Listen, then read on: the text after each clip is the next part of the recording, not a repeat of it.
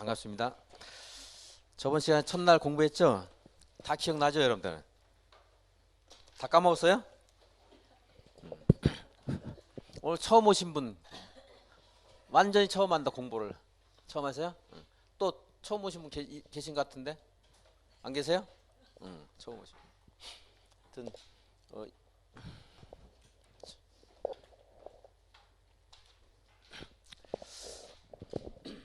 오늘 처음 온 분은 첫날 강의는 좀 복습을 해야 돼요. 인강으로 첫날 강의 좀 봐야 돼요. 그래서 오늘 저번 시간에 공부한 거 간단하게 할 건데 알아듣는 데까지는 그냥 들으려고 해야 됩니다. 뭐 다 완전히 아는 사람 없습니다. 그러니까 내가 들을 수 있는 데까지는 들도록 노력한다 생각하고 또 새로운 내용 다시 들어갑니다. 저번 시간에 우리가 도시 군 관리 계획 공부했고요. 도시군 관리 계획을 누가 입안한다? 누가 해요? 도시군의 관할구역의 장. 도시군이 어디입니까?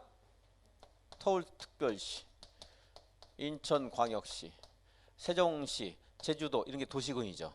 근데 도 하는 건 너무 넓어서 도가 대상이 아니고 뭐가 도시군이에요? 시군. 그래서 특광, 별별, 시군이 도시군이고 여기 있는 관할구역의 장들이 도시군 관리계획을 입안한다. 입안하죠. 근데 입안을 하기 위해서는 뭘 해야 돼요? 기초조사 그리고 의견 청취. 그래서 이제 계획을 잠정적으로 이렇게 세웠습니다. 입안했어요. 끝나는 게 아니고 다시 정부와 협의해야 되겠죠. 관계 행정기관과 협의. 맨 마지막에 뭐 한다고 했어요? 심의해서 결정되면 고시하고 관계서를 비춰서 열람할 수 있도록 해야 된다. 이걸로 끝나는 게 아니고 뭐까지 고시를 해줘야 돼요? 그림 그려주는 거. 지형도면 고시하면 언제 효력 발생합니까? 도시군 관리계획 결정을 고시한 날이다. 이와 관련된 지형도면을 고시한 날이다. 지형도면 고시한 날 효력을 발생한다 했습니다.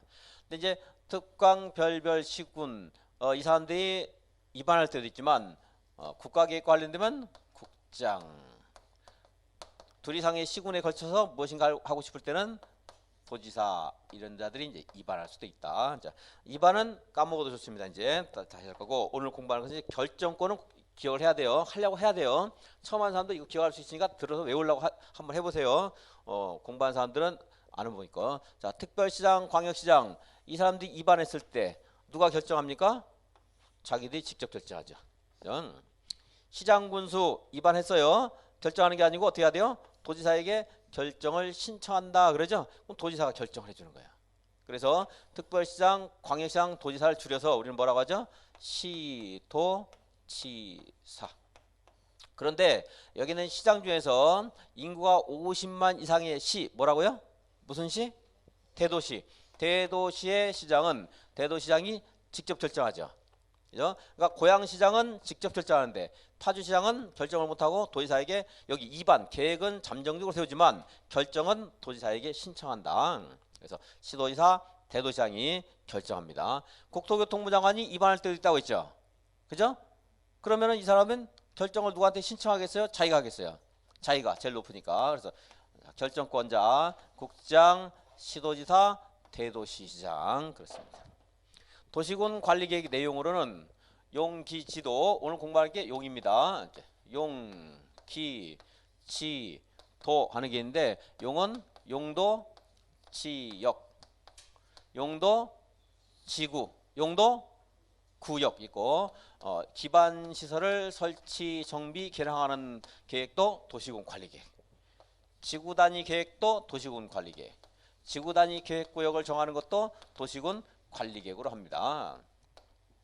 그리고 도시개발 사업을 하거나 도시개발 사업, 정비 사업을 하는 것도 도시군 관리계획에 관한 사항인데 이 도시개발 사업이나 정비 사업은 따로 우리가 오늘 공부하고 있는 것이 국토계획법이죠. 따로 도시개발법, 정비법에서 따로 공부한다. 그러니까 절차에서는 얘네를 안 물어봅니다. 이제 도시개발법, 정비법의 절차는 따로 공부를 하고 얘가 이 도시군 관리계획에 포함된다. 이것은 이제 알아야 되겠고요. 그래서 우리는 이제 국토계획법에서는 이거 공부하는 거예요. 첫날 이 도시공 관리계획을 중심으로 계획 수립과 관련된 거 공부했고, 이제 이것으로 결정된 용도 지역이 무엇이 있는가, 이렇게 정하면 무슨 규제가 있는가, 기반시설은 어떻게 설치할 것인가, 설치한 절차는 어떤가, 지구단위 계획국에서는 어떠한 규제를 받는가, 이런 것들 이제 공부하는데, 오늘 이거, 다음 주에 이거, 그리고 이렇게 용도 지역 등을 정해주면 그 안에서 우리를 행위를 제한받고 토지를 이용할 때 우리가 어떤 이용하는데 어떠한 절차를 거쳐야 되는가 하는 것은 이제 마지막 날 이제 4교시째 할 겁니다. 그래서 하루, 이틀, 3일, 4일, 그리고 이제 도시활법 하루, 정비법 하루, 주택법, 건축법 하루씩. 그래서 9주가 나오면 건축법을 1.5주 하면서 농지법까지 이제 하고, 8주만 하면 농지법을 못할 가능성이 많습니다. 자, 그래서 이제 오늘은 이거 합니다. 이거 하나 더. 그래서 그런데 지구 단위 계획과 관련해서는 이것은 제가 동네 사업 그런 말 했죠? 동네 사업이기 때문에 누구도 결정할 수 있다? 시장 군수도 결정할 수 있다. 지구 단위 계획은 시장 군수도 결정권이 있다. 대도시가 아니어도 지구 단위 계획. 그래서 도시공관리 결정권자 하게 되면 이 사람들이요, 국장, 시도지사, 시장 군수 사람들.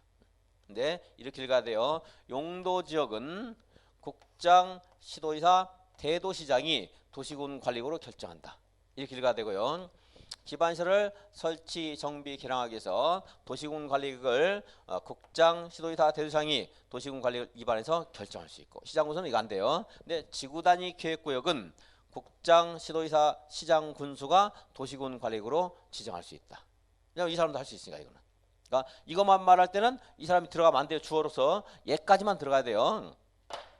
또 이제 용도 지역만 있는 게 아니고 용도 지구도 있고 용도 구역도 있습니다. 그래서 용도 지구는 누가 하는 거예요? 국장, 시도지사, 대도시장이 도시군 관리구로 결정한다.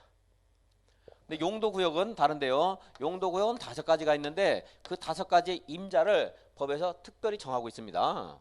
그러니까 만약 용도 구역은 국장, 시도지사, 대도시장이 한다 이렇게 말하면 좀 그것은 명확하게 표현했다고 볼 수 없습니다. 그래서 여기 이제 개발 제한 구역은 국장만 결정할 수 있거든요. 수산자원 보호구역은 해장만 결정할 수 있거든요. 그러니까 결정권이 딱 정해져 있어요. 근데 용도지역이나 용도지구는 이들이 필요할 때 자기의 맡은 바 업무 수행과 관련해서 필요할 때는 다 할 수 있는 거고, 개발 제한 구역은 다 하는 게 아니고 누구만 할 수 있어요. 국장만 할 수 있어요. 국장만. 이렇게 딱 임자가 따로 있어서 여기에서는 이제 그 5가지의 임자가 누구인가 이걸 물어보는 문제가 이제 종종 나왔고, 작년, 재작년에도 그 문제가 이제 나왔었습니다.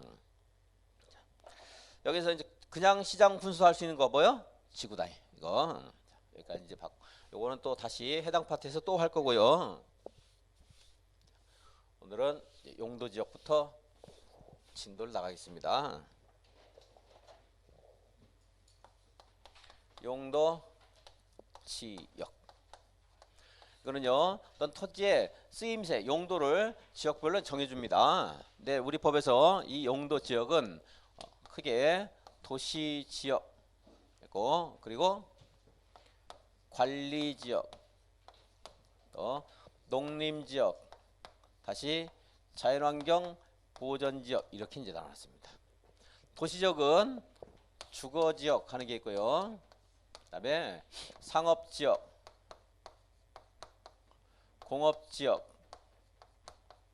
녹지 지역 이렇게 있고, 관리 지역은 이제 보전 관리, 생산 관리, 계획 관리 해서 이 관리 지역은요, 얘네들하고 성격이 유사하고 있지만 다른 어떤 특별한 사정 때문에, 주변의 상황 때문에 직접 정하지 않고 자연환경 보전지역과 비슷한 성격을 가진 관리지역이 보전관리지역. 여기는 농림은 농산물, 임산물, 농업, 임업, 이 생산과 관련되니까 생산관리지역. 그리고 계획관리지역은 이용 가능성이 열려 있습니다. 도시지역으로 편입이 예상된다. 도시적으로 편입 예상되는 지역이 무슨 관리지역이에요? 계획관리지역. 그래서 비슷한 위치에 100평, 100평, 100평 가져라. 그럼 뭘 가져야 돼요? 계획관리지역. 물론 양보심, 배려심이 많은 분은 뭐 이거 가지고 상관없습니다. 나는 자연이다, 나중에 살고 싶은 사람. 근데 그렇지 않으면 뭘 가져야 돼요? 계획관리지역. 도시에 편입 예상된다. 녹지지역도 얘하고 비슷합니다. 보전 녹지. 생산 녹지, 자연 녹지. 뭘 가져야 돼요? 뭐 가져야 돼요? 자연 녹지. 비슷하다고 했잖아요, 제가 순서. 보전, 생산하고 도시적에서도 뭐 북한산이라든가 관악산 같은 수려한 곳들이 있습니다. 보전 녹지 있겠고 도시적도 농경지가 있어요. 지금 뭐 서울의 농경지가 잘 안 보이지만 저 고등학교 뭐 대학교 때만 해도 외곽으로 하면 엄청나게 많았습니다. 논밭 같은 게. 생산 녹지 있을 수 있고 그리고 이제 자연스럽게 형성된 뭐 웅덩이라든가 관목이라든가 뭐 구릉지 낮은 언덕 같은 거 있는 것들 별로 도움 안 되는 것들. 아파트 어디다 세워야 돼요? 관악산에 세워야 돼요? 농경지에 세워야 돼요? 그냥 물 웅덩이 같은 거 있는 데 세워야 돼요. 여기 해야 되죠. 그래서 불가피한 경우에 제한적인 개발이 가능하다네. 제한적인 개발이 가능한 것. 그래서 자연 녹지입니다. 그러니까 제일 개발 안 되는 게 뭐예요? 매매도 안 되죠. 거래도 안 되고 보전. 물론 그보다 본래적인 보전 이거 자연환경 보전 지역. 이거 이제 주거 지역은 전용 주거 지역 하는 게 있고 일반 주거 지역 그리고 준 주거 지역 하는 게 있습니다. 공업적도 이하고 같습니다. 전용 공업, 일반 공업. 그다음에 뭐가 있어요? 준공업 있습니다. 상업지역은 우리 법에는 중심, 일반, 근린, 유통 되어 있는데 순서는 바꿔서 자, 이걸로 외워야 되겠죠. 근린상업지역 그리고 유통상업지역, 일반상업지역, 중심상업지역. 그래서 가까운 시일 내에 통일이 진행 중일 것이다. 근통일중 그렇죠. 근통일중 근린유통 일반 중심. 전용주거지역은 다시 1종 2종 일반 주거지역은 1종 2종 3종 이렇게 해서 총 21가지 세분한 것까지. 근데 몇 가지 나오는 것은 기억하라는 게 아니라고 했죠. 시험 문제 나오는 게 아니고 있습니다. 우리 이제 법 체계를 좀 알아야 됩니다. 이거 물론 모르고서 공부해도 할 수 있어요. 근데 알면은 조금 여러분이 공부할 때 좀 편해지니까 해야 되고 그리고 나중에 실무에 종사할 때도 이 법 체계는 알아야 되는 게 맞습니다. 사실은. 먼저 우리 법에는 헌법이 있고 헌법 밑에 법률 하는 게 있고 법률 밑에 대통령령, 총리령, 부령하는 명령이 있습니다. 명령. 이제 명령도 뭐 시행령, 시행규칙 나누는데 지금 우리 법 체계에서는 나눌 필요 없고 그리고 지자체가 만드는 법규범위 조례가 있어요. 조례. 이렇게 있는데 이제 법률에서 우리 국민들 행위를 통제하는데 너무 복잡 다양하기 때문에 지금은 명령에 많이 위임하고 있고요. 또 지자체가 실시하고 있기 때문에 법령에서 또 조례에 이렇게 위임할 수 있습니다. 그래서 예를 들어 이런 것들 건폐율은 주거지역은 이게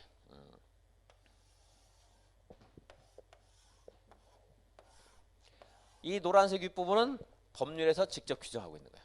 그럼 대통령령으로 이제 세분할 수 있고 세분할 수 있는데 그래서 건폐율을 일종 전용 주거지역을 주거지역은 법률에서 70% 범위에서 대통령령으로 기준을 정해주면 그 범위에서 조례로 정한다 이렇게 돼 있어요. 그래서 이 주거지역은 대통령령이 있으니까 이거는 여러분들 기억은 안 해도 좋아요. 그냥 참고삼아 들으시면 돼요. 편하게. 자, 주거지역은 70 했으니까 여기에서 가장 높은 용도지역상의 건폐율이 얼마를 넘으면 안 돼요.